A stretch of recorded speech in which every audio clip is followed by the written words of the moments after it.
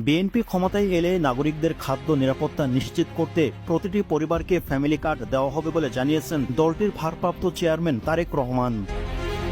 সোমবার 23 সেপ্টেম্বর বিকেলে কিশোরগঞ্জ শহরের পুরাতন স্টেডিয়ামে জেলা বিএনপি আয়োজিত গণসমাবেশে লন্ডন থেকে ভার্চুয়ালি যোগ দিয়ে প্রধান অতিথির বক্তব্যে তিনি এসব কথা বলেন।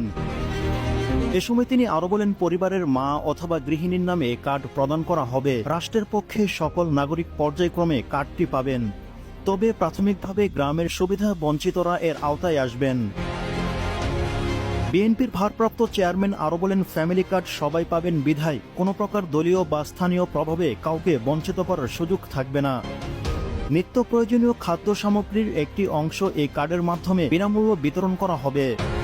প্রাথমিকভাবে গ্রামের সুবিধা বঞ্চিতদের জন্য ফ্যামিলি কার্ড প্রবর্তন হলেও পরবর্তীতে সকলে এর প্রাপক হবেন। একটি পরিবারের সদস্য সংখ্যা সর্বোচ্চ 4 জন বিবেচনায় এই কার্ডটি বিতরণ করা হবে।